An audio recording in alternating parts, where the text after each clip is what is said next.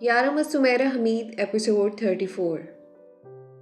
16 ज़ंगारों से चमगादड़ें किसी सांप की तरह उड़कर उसके वजूद के गिर्द मंडलाने लगी और पाताल ने अपने वजूद में उसकी मौजूदगी का बगल बजाया। आलियान मार्गरेट। उसने आंखें खोली और जाना अंधेरे का सफ़र अभी ख़त्म नहीं हुआ। वो उसके अतराफ क़याम पर बजीद है। जिस सफ़र की चाह नहीं थी वो सफ़र बहुत शौक़ से उसे अपने साथ घसीट रहा था। उसका कमरा अंधेरे में डूबा था। अंधेरा उसके वजूद से निकलकर कमरे में फैला था। उसका फैसला करने वाला कोई मौजूद नहीं था। उसने एक गहरी सांस ली और उंगली को जहमत देकर अपनी नाक के करीब रखा। उसकी इस हरकत ने यह साबित कर दिया कि उसके हवास किसी और ही डगर पर रवां हैं। वो अपने जिंदा और मुर्दा होने की तस्दीक कर रहा था। ये तस्दीक उसने खुद पर लाजिम क्यों होने दी? वो इस सोच पर सोचने के काबिल नहीं था। फिलहाल ताफुन ज़दा सातों ने खुद पर ताफुन अटे और लिबादे ओढ़ लिए उसके उस दुख पर जो खुद को जिंदा पाकर उसे हुआ। अपने जिंदा होने का सदमा उसने बड़े सदमे से झेला। उस एहसास से गुजरा जो जिंदा लोगों का शेवा नहीं होता। उसी रात लेडी मेहर उसे अपने साथ अमेरिका शार्लेट के घर ले आई थी। उसे सुकून आवर अद्वियात और नींद की गोलियां दी गई थी। फिर भी वो एक अच्छी नींद हासिल करने में नाकाम रहा था। वो गनूदगी में बुड़बुड़ाता रहा और हड़बड़ा कर उठ बैठता। लेडी मेहर ने उसका सर अपनी गोद में रखा हुआ था। वो मुसलसल उस पर आयत मुबारक पढ़ पढ़ कर फूंक रही थी। उन्हें डर था उसका नर्वस ब्रेक डाउन न हो जाए। उसकी आंखों के गिर्द वैसे ही गहरे गड़े बन गए थे जो उसकी माँ की आंखों पर काबिज रहे थे। मार्गरेट को उस अस्पताल से जानती थी जहां वो अपनी चेकअप के लिए जाया करती थी। मार्गरेट अक्सर उनसे आलियान का जिक्र करती। उनके मरने की खबर मालूम होने के बाद उन्होंने बहुत मुश्किल से आलियान को ढूंढा था। उन्हें मार्गरेट जैसी मासूम दिल लड़की की मौत पर इतना दुख था कि वो कई रातें रोती रही थी। आलियान को पहली बार देखना किसी सदमे जैसा था। इतने से बच्चे की सूरत में मार्गरेट के आखिरी अयाम रचे बसे थे। उसके मुजस्समा वजूद में मार्गरेट के रंग इतने गहरे थे कि उन्हें खौफ महसूस हुआ ये बच्चा नॉर्मल जिंदगी नहीं गुजार सकेगा। वो दुनिया में रहकर दुनिया से अलग होने में वक्त नहीं लेगा। उसे खौफ के सहारे उन्होंने फूंक फूंक कर कदम रखे थे। उसे रेजा रेजा जोड़ा था। उसे दुआओं और मोहब्बत से तामीर किया था। उसमें इंसान लकब कंदा किया था और उनके शाहकार को वलीद एक धक्के से पाश पाश कर गया था। उन्हें इस सब का डर था, इसीलिए वलीद को इससे दूर रख रही थी। जिन बच्चों के वालिदैन की साथ सानहात गुजरे हों वो बच्चे सानहे की परछाई बन जाते हैं। सब देखने और सुनने वालों को मिशी राइट्स की जानिब से अस्सलाम वालेकुम। जहाँ रहें खुश रहें आबाद रहें और मुझे भी अपनी दुआओं में याद रखें। दोस्तों, नावल में मज़ीद आगे बढ़ने से पहले आप सबसे गुजारिश है कि नए आने वाले चैनल को लाइक सब्सक्राइब और शेयर कर दीजिए और बेल आइकन के बटन को दबाना मत भूलें ताकि हर नई अपडेट आप तक पहुँचती रहे। वो नॉर्मल होकर भी अब नॉर्मल होने में वक्त नहीं लेते। उन्हें सुई भी चुभे तो वो अपनी पुरानी दर्दों पर रोने बैठ जाते हैं। ऐसे बच्चे जिन्होंने मामूल से हटकर बचपन गुजारा हो वो कर्ब की सारी सरहदों को छूकर आए लगते हैं। वो रोने के लिए किसी जल्दबाज की तरह तैयार रहते हैं और खुश होने पर वो खुद को खुद ही हैरत से देखते हैं। बामुश्किल 2 घंटे की नींद लेकर वो उठ बैठा और घंटों ही पानी से खेलता रहा। पानों की बूंदों को देखकर उसने सोचा वो पानी ही होता, बह जाता, निशान छोड़ जाता और मिट जाता। वॉशरूम में मौजूद एक एक चीज़ को उसने खुशकिस्मत जाना। वो एक चीज़ पर नज़र रखता, सोचता और अगली की तरफ ठहर जाता। खुद को बेवकत करने में उसने वक्त न लिया। वजाहत से जान लिया कि बदकिस्मती जिंदा होना है और खुशकिस्मती बेजान होना। उसने गर्म पानी का इस्तेमाल नहीं किया था और ठंडे पानी के इस्तेमाल ने भी उसे ठंडा नहीं किया था। उसकी शिकस्त रेत के ज़हरे साल खुर्दा हो चुके लम्हों की सतह पर तैरते उसे तरस खाए देख रहे थे। वो अभी ये तय नहीं कर सका था कि उसे सबसे ज़्यादा मातम किसका मनाना है, अपनी माँ का, माँ के शौहर का या उन दोनों की औलाद खुद का। और सबसे ज़्यादा नोहा कना उसे किस एहसास पर होना चाहिए, अपनी मोहब्बत पर, मार्गरेट की मोहब्बत पर या थू से भी कमतर अपनी हैसियत पर। जॉर्डन और शार्लेट किसी फिल्मी पार्टी में जा रहे हैं, तुम्हें भी ले जाना चाहते हैं। आखिरकार जब वो वॉशरूम से बाहर आ चुका तो बहुत सब्र से उसका इंतज़ार करती मामा मेहर ने अंदाज में शौक बसाकर उसे लालच सा दिया। मैं क्या करूंगा जाकर? तौलिए से वो अपने गीले बाल रगड़ रहा था और अपनी आंखों की सुर्खी छुपा रहा था। آنکھیں اندر کو دھنسنے کے سفر میں مبتلا لگتی تھیں اور ان پر تنی کمانیں زخمی گھڑ سواروں کی طرح بس زمین پر آ گرنے کو تھی، اور اس کی خوبصورتی وہ بازگشت لگنے لگی تھی جو صحراؤں میں پیاسے جانور ریت میں ریت ہونے سے پہلے سنتے ہیں۔ فلمی ستاروں کو دیکھنا؟ اگر میں تمہاری جگہ ہوتی تو فوراً چلی جاتی۔ انہوں نے آواز میں اتنا جوش بھر لیا کہ بس وہ ضرور ہی چلا جائے۔ خدا نہ کرے کہ آپ میری جگہ ہوتی۔ قد آدم کھڑکی کے پاس بیٹھ کر وہ شارلٹ کے گھر کے وسیع باغ کو دیکھنے لگا۔ شارلٹ پودوں کی کاٹ چھانٹ میں مصروف تھی۔ میں آلیان ہوتی تو میں دنیا کا سب سے خوش قسمت انسان ہوتی۔ وہ بھی کھڑکی کے پاس اس کے سامنے ذرا سے فاصلے پر بیٹھی تھی۔ شارلٹ نے کٹر سے غیر ضروری شاخ کو کاٹا۔ اسے لگا اس کٹر سے کئی غیر ضروری شاخ وہ ہے۔ آپ مجھ سے اتنا پیار کیوں کرتی ہیں؟ وہ باپ کا ڈسا تھا۔ اب اسے ہر محبت پر شک تھا۔ میں تم سے اس سے بھی زیادہ پیار کیوں نہ کروں؟ مہر کی محبت پر تمہیں شک نہیں کرنا چاہیے۔ میں نے محبت کو ہمیشہ باوضو رکھا ہے۔ میں ایک مکمل انسان نہیں ہوں، لیکن اپنی محبت کو میں نے نامکمل نہیں رہنے دیا۔ مجھ میں ایسا کیا ہے ماما جو آپ مجھ سے؟ اس کی آنکھیں نم ہو کر اور اندر کو دھنسنے لگی۔ جس نے خود پر محبت کو فرض کر لیا تھا وہ اب محبت پر سوال اٹھا رہا تھا۔ وہ محبت پر اپنے ایمان سے جا رہا تھا۔ تم میں ایسا کیا نہیں ہے جو تمہیں سینے سے لگا کر نہ رکھا جائے؟ تم ایک شخص کے پیمانے سے دوسرے کے پیمانے نہیں ناپ سکتے۔ شارلٹ غیر ضروری شاخیں کاٹتی ہی جا رہی تھی۔ اس نے خود کو قریب الوقت کٹ جانے والی شاخ پایا اور وہ اپنے ہی اندر سہم گیا اور تیار بھی ہو گیا۔ آپ نے مجھے کیوں نہیں بتایا کہ وہ مجھے ڈھونڈ رہا ہے؟ کیونکہ میں یہ جانتی تھی کہ وہ تمہیں کیوں ڈھونڈ رہا ہے۔ اس کے پاس وہ وجہ نہ ہوتی تو میں فوراً اسے تمہارے پاس لے آتی۔ آلین، میں نے بہت محنت سے بچوں کو ان کے دکھوں سے نکالا تھا، اور تمہیں خاص طور پر۔ تم بہت حساس رہے ہو۔ میری گود میں سوتے تم ان باتوں کو دہرایا کرتے تھے جو مارگریٹ کیا کرتی تھی۔ میں نہیں ٹین، تمہیں جوڑا ہے۔ میں نہیں چاہتی تھی وہ آ کر تمہیں مسمار کر جائے، اور میں یہ بھی نہیں چاہتی کہ یہ کام تم اب اپنے ساتھ کرو۔ اگر میری محبت کی کچھ قدر کرتے ہو تو پھر سے میرے آلیان بن جاؤ۔ آپ جانتی تھی سب؟ شارلٹ کے کٹر میں تیزی آ گئی تھی۔ شاید وہ سارا باغ کاٹ ڈالے، کوئی پھول باقی نہ رہے، سارے باغ کی بہار اجڑ جائے۔ ہاں، 2 سال پہلے اس کا ایک آدمی آیا تھا۔ اس وقت اسے صرف شک تھا کہ تم میرے پاس ہو۔ خوش قسمتی سے ایک خاتون جو اسے ادارے سے بچہ گود لے گئی تھی، اس بچے کی ماں کا نام مارگریٹ تھا۔ وہ عورت برطانیہ چھوڑ کر کسی دوسرے ملک چلے گئی۔ یہ لوگ اسے ڈھونڈتے رہے۔ ادارے نے کسی بھی طرح کی غیر ضروری معلومات کسی کو بھی نہیں دی تھی، لیکن یہ تھوڑا بہت معلوم کرنے میں کامیاب ہو گئے۔ انہوں نے وہ سارے والدین کنگال لیے جنہوں نے بچے گود لیے تھے۔ آخر میں ان کا شک پھر مجھ پر ٹھہر گیا۔ ڈینس کو ناروے بھیج کر میں نے سب معلوم کروا لیا تھا۔ اس نے مجھے بتایا کہ ولید کو آلیان کیوں چاہیے۔ مجھے اس کی کم ظرفی پر دکھ ہوا، اور میں جانتی تھی تمہیں حقیقت معلوم ہوگی تو تم بھی اچھا محسوس نہیں کرو گے۔ مجھے تمہاری تعلیم کی فکر تھی، لیکن ایک وقت میں یہ بھی چاہتی تھی کہ تم خود اس سے مل لو ایک بار، سب جان کر اس طرح تمہیں تکلیف نہ ہوتی۔ اگر ڈینیس، مارک اور باقی سب دوسرے ملکوں میں نہ ہوتے تو وہ تم تک جلدی پہنچ جاتا۔ انہیں یہی شک رہا کہ تم دنیا میں کہیں اور موجود ہو۔ آلیان کی آنکھوں کے سامنے ہاٹ راک کا وہ ہال گھوم رہا تھا جس کی زمین پر ولید کھڑا تھا۔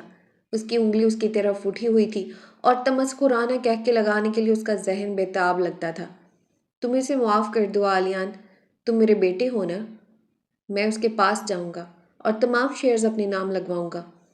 تم مجھے دکھ دے رہے ہو، تم میرے آلیان کو گم کر رہے ہو۔ میری ماں کی زندگی کے نقصان کے ہر جانے میں اس کا کچھ تو نقصان ہونا چاہیے نا ماما؟ کہتے اس کا انداز سخت تھا۔ نقصان اس کا نہیں تمہارا ہوگا۔ اپنی زندگی کے قیمتی وقت کو تمہیں اس شخص کے لیے برباد نہیں کرنا چاہیے۔ میں جان گئی ہوں کہ تم اس کے ساتھ کیا کرنا چاہتے ہو۔ تم ان شیئرز کو کوڑیوں کے مول بیچ دو گے، لیکن نہیں، میں چیریٹی نہیں کروں گا۔ تمہیں خود کو تھکانے کی ضرورت نہیں۔ تمہیں بدلہ لینے کے لیے نہیں پیدا کیا گیا۔ انصاف کا ترازو اللہ کے ہاتھ میں ہی رہنے دو۔ تم بس آگے بڑھو۔ میں تو بہت پیچھے چلا گیا ہوں۔ شارلٹ کچھ دیر سستا کیوں نہیں لیتی؟ کہہ کر اس نے شارلٹ کے بارے میں سوچا جس کا کٹر والا ہاتھ تیزی سے چل رہا تھا۔ آج سے بہار ختم ہونے کو ہے، ستم ظریفی قسمت پر راج کرنے کو ہے، مقاصد زندگی پر نظرثانی کی جائے اور متاع جان کی تعریف بدلی جائے۔ تو آؤ پھر بھاگ کر واپس اپنی جگہ پر۔ کیا میرے ہوتے تمہیں کہیں لاپتہ بھٹکنے کی ضرورت ہے؟ میں جانتی ہوں تم اس وقت کیا سوچ رہے ہوگے، لیکن عالیہ نے انسان کے پاس دو آنکھیں ہوتی ہیں جو وہ دیکھتی ہیں جو اس کے سامنے ہوتا ہے۔ قدرت کی ہر ساتھ آنکھ ہے، ہر ساتھ انصاف ہے، ہر ساتھ حساب ہے۔ تم مارگریٹ کے لیے دعائیں مغفرت کرتے ہو، اس سے بڑھ کر اس کے لیے کیا انعام ہوگا؟ تم ولید کا نام بھی لینا پسند نہیں کرتے، اس سے بڑھ کر اس کے لیے کیا سزا ہوگی؟ عالیہ ہم چاہتے ہیں جو برا کرے، جو برا ہو اس کے ساتھ اس سے بھی زیادہ برا ہو، بس اسی ایک خواہش سے ہم بھی اس برے انسان جیسے برے بن جاتے ہیں۔ تم اسے فراموش کر دو اور یہی سزا کافی ہے اس کے لیے۔ اگر تم بدلے کے پلڑے میں جا بیٹھے تو میری محبت کا پلڑا کبھی نہیں جھکے گا۔ تم سوچ لو تمہیں ولید اور مہر میں سے کس کے پلڑے کو بھاری کرنا ہے۔ آنسو روانی سے لیڈی مہر کی آنکھوں سے نکلے۔ ان کا انداز ایسا تھا جیسے کوئی ان کی عمر بھر کی کمائی لے کر جا کر کنویں میں پھینکنے والا تھا۔ عالیہ ان کے قریب زمین پر گھٹنوں کے بل بیٹھ گیا اور ان کے ہاتھ اپنے ہاتھوں میں لے کر آنکھوں سے لگا لیے۔ مجھے خوشی ہے کہ تم نے میری پرورش کی لاج رکھ لی اور تم وہاں سے آ گئے۔ تم میرے بیٹے ہو، تم نے یہ ثابت کر دیا، تمہیں اللہ کے انصاف پر ایمان رکھنا چاہیے۔ اس کی نظر پھر سے شارلٹ پر جا ٹھہری۔ اسے فراموش کر دینے کی سزا دوں؟ اس نے خود سے پوچھا۔ اسے معاف نہیں کر سکتے تو اس کے خیال کو ترک کر دو۔ دنیا میں سے انسان سے بڑھ کر کوئی بد نصیب نہیں ہوتا جس کے وجود کو لا وجود مان لیا جائے، اس کے ہونے کو نہ ہونا کر دیا جائے۔ شارلٹ نے ایک طاہرانہ نظر باغ پر ڈالی۔ اس نے بہت دل لگا کر کانٹ چانٹ کی تھی۔ اور امرہ کو بھی معاف کر دو۔ ان کی آواز نرم ہو گئی۔ کر دیا معاف اور ترک بھی کر دیا، اس نے ٹھنڈے انداز میں کہا اور اس پھول کو گرتے دیکھا جو شارلٹ کے کٹر سے حادثاتی طور پر کٹ کر نیچے ہی نیچے گر رہا تھا۔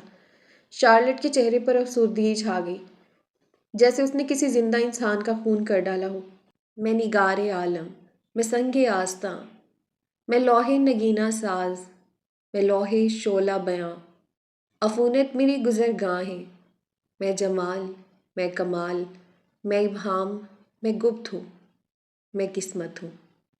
ویرا الیکسیو اور بابا کے ساتھ سکیٹنگ کر رہی تھی۔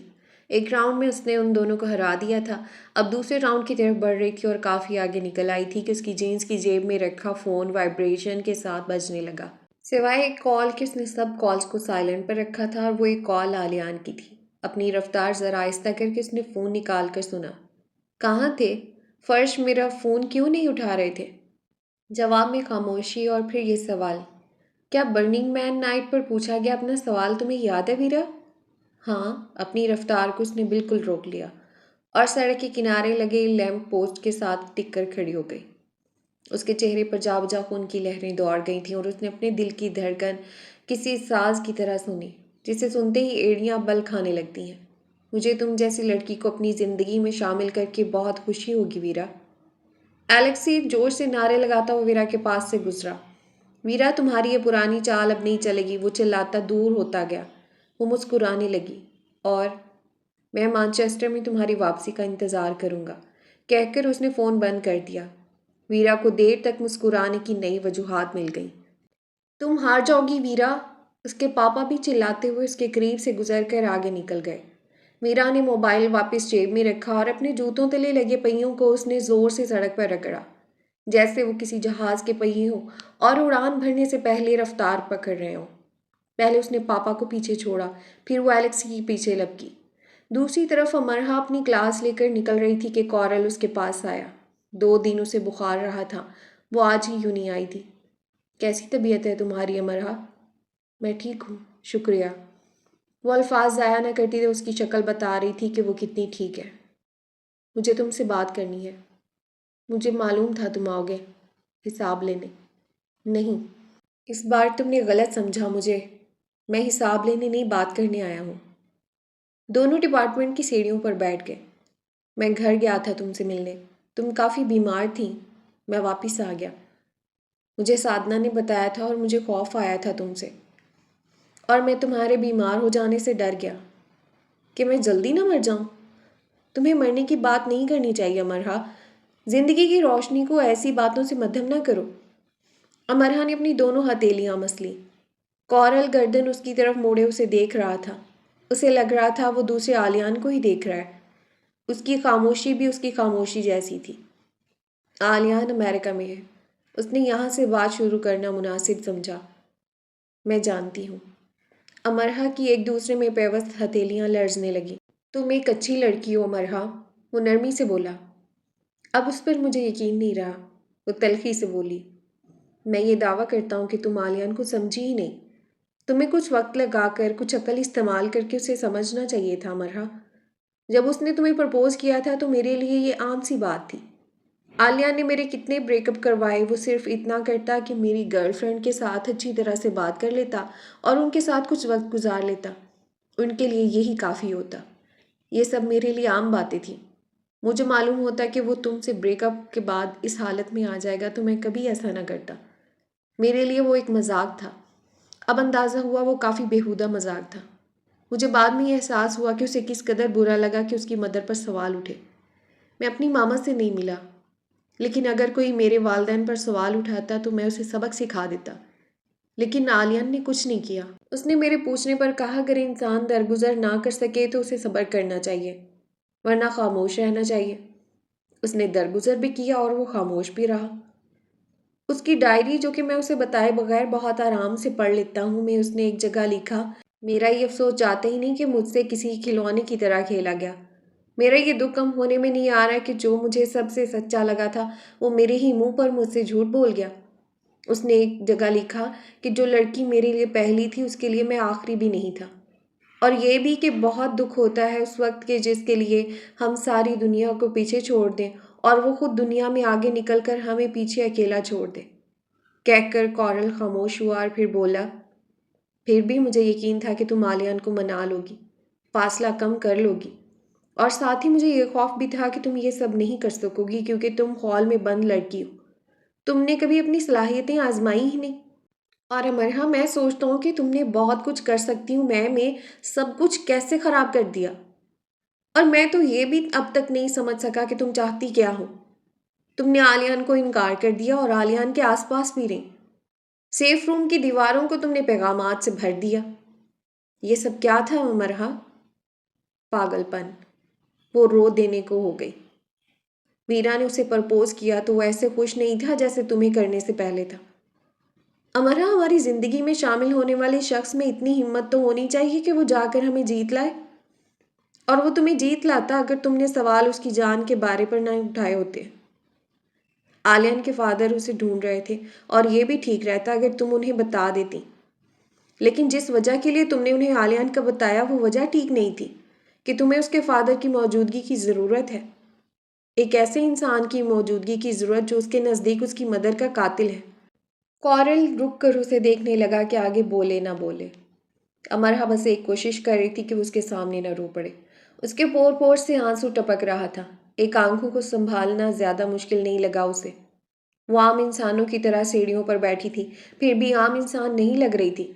اس کے دکھ نے اسے نمایاں کر دیا تھا اور اس کے پاس رک کر گھٹنوں کے بل بیٹھ کر اسے تسلی دینے کو دل چاہتا تھا۔ کیا وہ قسمت کا وہی الہام تھی جس کا ڈھنڈورا قسمت اپنی بنیاد سے پیٹتی ہے؟ عالیان نے ویرا کو شادی کے لیے ہاں کہہ دیا ہے۔ کورل نے اس کے لیے اپنے انداز کو ہر حد سے زیادہ نرم بنا لیا کہ اسے تکلیف نہ ہو۔ سائی کے ذریعے اسے یہ بات معلوم ہو چکی تھی، لیکن دوبارہ یہ سن کر اسے ایسا لگا جیسے یونیورسٹی نے اپنا رخ آتش فشاں کے دہن کی طرف موڑ لیا ہو۔ اس نے یہ فیصلہ کسی بھی ذہنی حالت میں کیا ہو، لیکن امرا، اب کوئی نیا رد عمل اسے نئی تکلیف دے گا۔ تم سمجھ رہی ہو نا امرا؟ میں پہلے سے ہی سمجھ چکی ہوں۔ میں یونیورسٹی چھوڑنے کے لیے بھی تیار ہوں۔ کورل کو اس بات سے صدمہ ہوا۔ ایسے نہ کہو پلیز، میں صرف یہ کہنا چاہ رہا ہوں کہ جس حالت میں وہ مجھ سے باتیں کر رہا تھا وہ ایک ایسی حالت تھی جو اس کی پہلے کبھی نہیں ہوئی تھی۔ اب کوئی نئی تکلیف اس پر کیا کر گزرے گی میں یہ اندازہ لگا سکتا ہوں۔ تو امرا، میں تم سے صرف یہ درخواست کرتا ہوں کہ اس سے دور رہنا۔ اب تم کچھ اور کرنے کی کوشش کی تو مجھے کچھ نہیں کرنا۔ میں یہ یقین رکھتی ہوں کہ ویرا ایک اچھی لڑکی ہے اور عالیان نے ٹھیک فیصلہ کیا۔ میرے سارے عمل جذباتی اور بیوقوفانہ تھے۔ مجھے اپنے ایک ایک عمل پر دکھ اور شرمندگی ہے۔ میں نے تمہارے دوست کو بہت تکلیف دی۔ پاکستان میں میرے بارے میں کہا جاتا ہے کہ میں سب کچھ تباہ کر دینے والوں میں سے ہوں۔ میں وہ سیاہی ہوں جو ساری روشنیاں نگل لیتی ہے۔ میں دوسروں کی خوشیوں پر بجلی بن کر گرتی ہوں۔ کیا پاکستان والوں کے پاس وہ آنکھیں نہیں ہیں جو میرے، ویرا، سائی اور عالیان کے پاس ہیں؟ کورل نے بہت سنجیدگی سے پوچھا۔ امرا نے سر جھکا دیا، وہ بالکل پھوٹ پھوٹ کر رو دینے کو تھی اب بس۔ کورل نے بہت غور سے اسے دیکھا۔ میں جانتا ہوں کہ میں نے میس کیا۔ اگر وہ ریکارڈنگ عالیہ نہ سنتا تو تمہیں لے کر اتنا تلخ نہ ہوتا۔ یہ سب ایسے ہی ہونا تھا، یہی میری قسمت تھی۔ میں قسمت کے بارے میں نہیں سوچتا، سب ہمارے اپنے ہاتھ میں ہوتا ہے، لیکن میں اس کے بارے میں سوچتی ہوں۔ بہت کچھ اس کے ہاتھ میں ہوتا ہے۔ تم مجھ سے کچھ کہنا چاہتی ہو؟ میں تمہاری طرف سے ملامت کے لیے تیار ہوں۔ ملامت کی حقدار صرف میں ہوں۔ صرف اتنا کہنا چاہتی ہوں کہ مجھ سے دور رہنا۔ ہم دوست ہیں امرہا۔ کورل دکھی سا ہو گیا۔ نہیں، اب ہم کچھ بھی نہیں ہیں۔ ہم اس پر عمل کریں گے تو اچھا رہے گا۔ وہ اٹھ کر کھڑی ہو گئی اور کورل کو دیکھے بنا تیزی سے آگے بڑھ گئی اور کسی ایسے کونے کو ڈھونڈنے لگی جہاں چھپ کر وہ بیٹھ جائے۔ کچھ اس کے ذریعے، کچھ سادھنا کے ذریعے دادا کو سب معلوم ہو گیا تھا۔ وہ اس کے سامنے ہاتھ جوڑ جوڑ کر روتے رہے کہ وہ ان کی جان پر رحم کھائے اور اپنی جان کے ساتھ کچھ نہ کرے۔ ان کا بس نہیں چلتا تھا کہ وہ اڑ کر مانچسٹر آ جائے۔ اس کے رونے اور ان کی منت سماجت نے امرہا کو شرمندگی سے زمین میں دھسا دیا۔ اپنے دل کو وہ کفن میں لپیٹ چکی تھی۔ دادا کو اذیت میں مبتلا رکھنا نہیں چاہتی تھی۔ 2 دن وہ بستر پر پڑی رہی اور 2 دن دادا اس کے بستر کے سامنے رکھے لیپ ٹاپ پر طاقت اسے دیکھتے رہے۔ اس کی آنکھ کھلتی تو وہ سامنے موجود ہوتے جیسے انہوں نے اس دوران پلکیں بھی نہیں جھپکی۔ ایک بوڑھے شخص کے لیے یہ بہت جان لیوا مشقت تھی۔ غنودگی اور بے چینی میں وہ جو بڑبڑاتی رہی وہ سب سنتے رہے۔ بار بار دعا کے لیے ہاتھ اٹھاتے اور روتے رہتے۔ انہیں یقین تھا کہ جو پھونکے منہ سے مار رہے ہیں وہ اس پر کارگر ثابت ہوں گی۔ امرہا سے زیادہ وہ جان کنی میں لگنے لگے تو امرہا اس پیارے انسان کی بے مثال محبت میں بستر سے اٹھ بیٹھی۔ انہیں کھا کر دکھایا، بول کر دکھایا، چل کر دکھایا، ہنس کر دکھایا، یا وہ ایک اچھی اداکارہ بن گئی۔ اس نے ایک محبت کے نقصان پر دوسری محبت کو نقصان میں نہیں جانے دیا۔ وہ یونی آ گئی اور ساتھ ساتھ دادا کو دکھاتی رہی کہ وہ کلاس لینے جا رہی ہے۔ اب وہ لائبریری جا رہی ہے، اب کینٹین میں، اب جاب پر، اور فون کو جیب میں رکھتے ہی وہ ویسی ہو جاتی جیسے چار اطراف سے کوئی اس کا خون نچوڑ رہا اور اس کے جسم میں خون سے بھری نالیاں خالی ہوتی جا رہی ہیں۔ دادا اسے یہ سمجھانا بھی نہیں بھولے تھے کہ وہ وہاں پڑھنے کے لیے گئی ہے اور اسے اپنے مقصد حیات کو پانے پر توجہ دینی چاہیے تھی۔ وہ دادا کو کہہ نہ سکی کہ جب حیات ہی نہ رہے تو مقصد حیات کہاں رہ پاتے ہیں۔ دادا ہر 15-20 منٹ کے بعد اسے فون کرتے۔ محبت ایسے ہی کمزور کر دیتی ہے دادا، اور لاچار بھی۔ وہ ان کی آواز جو کسی انہونی کے ڈر سے لرزی ہوتی سنتی تو سوچنے لگتی، شاید آپ کو معلوم ہو جائے کہ بے بسی کسے کہتے ہیں، اپنے کسی پیارے کے بغیر رہنا کیسا لگتا ہے۔ میرے لیے آپ وہاں سو نہیں پاتے، کسی کے لیے میں یہاں سو نہیں پاتی۔ میں ہار بھی گئی اور آپ کو بھی جتوا ڈالا۔ ایسے کھلاڑی آپ کو صرف محبت میں ہی ملیں گے۔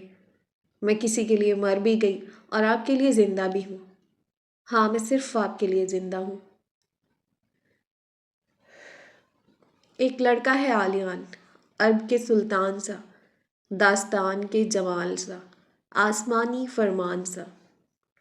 وہ شارلٹ کے ساتھ پارٹی آ گیا تھا صرف اور صرف ماما کے لیے۔ وہ اس پر سے اپنی نظریں نہیں ہٹا رہی تھیں اور وہ ٹھیک سے سو بھی نہیں پائی تھی۔ وہ چاہتا تھا وہ کچھ دیر کے لیے آرام کر لے۔ ماما نے اس کے لیے بہترین سوٹ آرڈر پر منگوایا تھا، اپنے ہاتھوں سے اس کی ٹائی باندھی تھی، جارڈن سے اس کا ہیئر سٹائل بنوایا تھا اور اس کی دونوں بھوری آنکھوں کو باری باری چوم لیا تھا۔ حسن کی تعریف کے لیے تمہارا خیال پیش کر دینا ہی کافی ہے۔ شاید تمہیں کوئی ڈائریکٹر دیکھ لے اور اپنی فلم میں سائن کر لے۔ میں تمہیں پہلے ہی بتا دوں، تمہیں پہلے ایک ایکشن فلم کرنی ہے۔ وہ چاہتی تھیں کہ وہ مسکرا دے۔ اگر ایسا ہوا تو میں ضرور فلم کروں گا، یوں نہیں چھوڑ دوں گا۔ وہ اپنی ماما کے لیے مسکرا دیا۔ تم چاہو تو ابھی بھی یوں نہیں چھوڑ دو، یہاں شارلٹ کے پاس رہو، ہوتی رہے گی پڑھائی، میں بھی یہیں رہ جاؤں گی تمہارے ساتھ۔ ہم اپنا گھر لے لیں گے، پھر ہم دنیا گھومیں گے۔ مجھے سان مرینو جانا ہے، سنا ہے سان مرینو کے لوگ بہت خوش اخلاق ہوتے ہیں، ذرا ان سے مل کر آئیں۔ کیا ایسا ہی ہے یا صرف افواہ ہی ہے؟ وہ مسکرانے لگا۔ وہ سیاہ جرابیں پہن رہا تھا ان کے سامنے بیٹھ کر۔ آپ سچ میں چاہتی ہیں کہ میں ہیرو بن جاؤں؟ ہاں، لیکن اس سے پہلے میں یہ چاہتی ہوں کہ تم وہ کرو جو تم کرنا چاہتے ہو۔ میں خود کو ختم کر لینا چاہتا ہوں، وہ بڑبڑایا۔ وہ ایک گول سفید ستون کے ساتھ دایاں شانہ ٹکا کر کھڑا تھا۔ پہلے وہ مسکرا مسکرا کر سب سے ملتا رہا، جیسے ان سے ملنا اس کی زندگی کی سب سے بڑی خواہش رہی ہو۔ پھر وہ چند خوبصورت لڑکیوں سے جو اتنی خوبصورت تھیں جیسے انہیں بنانے کے بعد فرصت سے ان کے نقص نکالے جاتے رہے اور انہیں کامل کر کے ہی چھوڑا گیا ہو، سے باتیں کرتا رہا۔ پھر وہ صرف سنتا رہا تو بولنا بھول گیا۔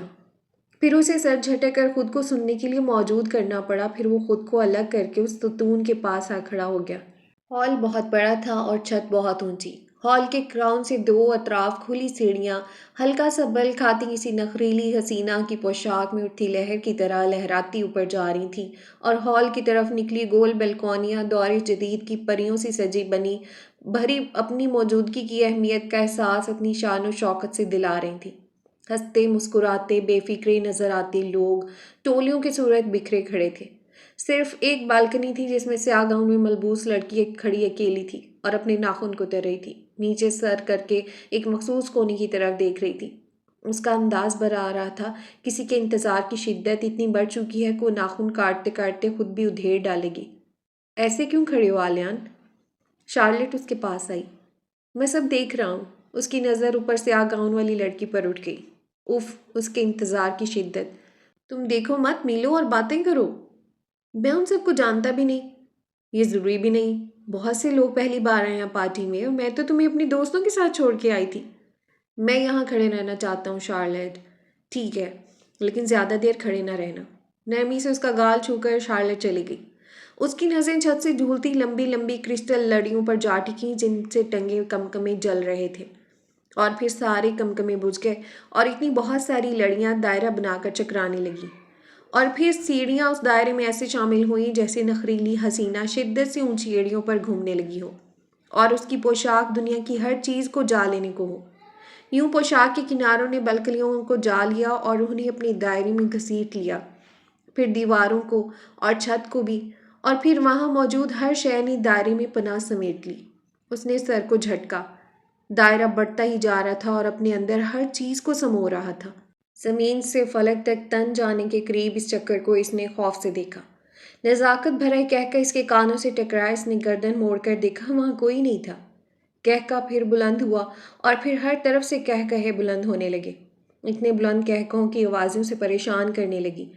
پھر ایک کہکا ان سب میں امتیازی ہو گیا، ولید البشر کا۔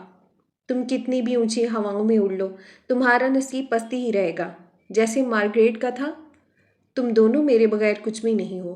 پوشاک کے کناروں نے اسے آ لیا، سب گھومنے لگا اور وہ بھی۔ ہال کی ساری روشنیاں گل ہو گئیں، اندھیرا چھا گیا، کائنات میں روشنی کا نشان نہ رہا۔ مقام نامعلوم ہے۔ فشاری۔ وہ ایک با ایمان مرد ہے۔ اس نے روشنی کی چاہ چھوڑ دی اور زندگی کی بھی۔ اس کے ہاتھ پیر بندھے ہوئے ہیں اور منہ بھی۔ اس نے ایک برگزیدہ دعا کی تیاری کی۔ اس نے سب پاکیزہ الفاظ سمیٹے اور انہیں اپنی روح کے مقام پر رکھا۔ اس نے شانوں میں شان اقدس بیان کرنے کی نوید خود کو دی اور اپنی جکڑے وجود اور آزاد روح کو اللہ تعالیٰ کی ادائیگی کی عبادت پر مائل پایا۔ موت کی چاپ اسے اپنے بہت قریب سنائی دی جو اس کی عبادت میں مخل ہوئی، لیکن اس نے پھر بھی عبادت کے اس رتبے کو روح سے نکل جانے نہ دیا، اور پھر اسے اس شخص کا نام لے کر ایک خاص دعا کرنی تھی جس کے لیے موت اس کی طرف بڑھ رہی تھی۔ اس کے ہاتھ پیر کاٹ دیے جائیں گے اور سر بھی، شاید، اور اسے اس کی پرواہ نہیں تھی۔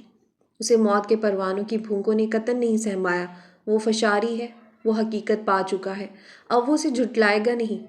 اندھیرے کے رپورٹر پر چابک پڑے اور کبھی نہ بجھنے کے لیے اندھیرے جل اٹھے۔ اسے مارگریٹ نظر آئی۔ اس نے سر کو جھٹکا اور پھر سے دیکھا۔ ہاں، یہ ماما ہی ہے۔